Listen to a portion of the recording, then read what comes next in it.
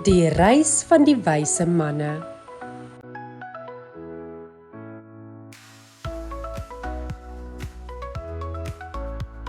Jy luister na Klets in Afrikaans.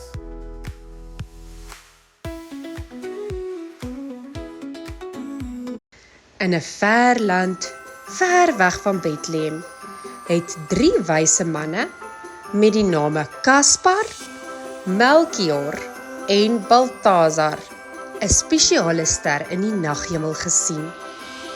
Hulle het geweet dat hierdie ster iets besonders aandui: die geboorte van 'n groot koning.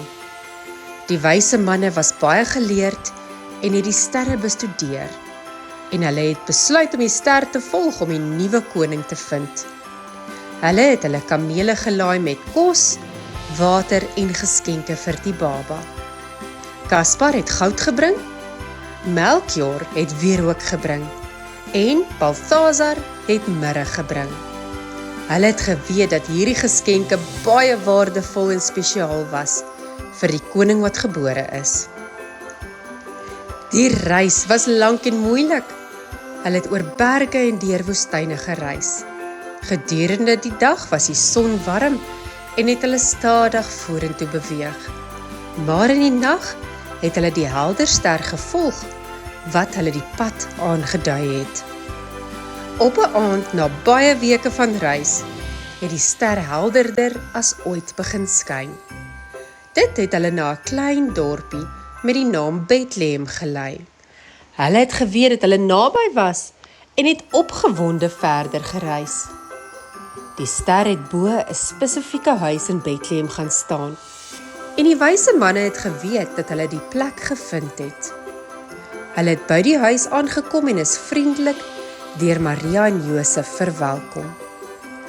Daar in die arms van sy mamma het baba Jesus gelê. Die wyse manne het voor Jesus neergekniel en hul geskenke aan hom gebring. Hulle het hom aanbid en geweet dat hulle in die teenwoordigheid van die groot koning was. Kaspar het die goud aan Maria gegee. Hierdie goud is 'n geskenk vir die koning, het hy gesê. Melchior het die wierook gegee, wat die geur van heiligheid en aanbidding versprei het. Balthasar het die mirre gegee, 'n waardevolle balsem. Maria en Josef was oorstelp van blydskap en het die wyse manne bedank vir hulle geskenke. Die wyse manne het nog 'n rukkie by Jesus gebly en toe begin voorberei vir hulle terugtog.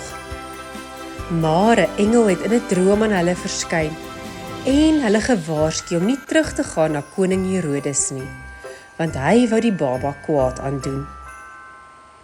Hulle het besluit om 'n ander pad huis toe te neem om die baba te beskerm.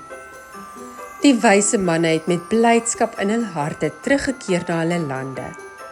Hulle het geweet dat hulle iets ongeloofliks beleef het en het die goeie nuus aan almal vertel. Die reis van die wyse manne was 'n reis van geloof en toewyding, en hulle het 'n belangrike rol gespeel in die verhaal van Jesus se geboorte.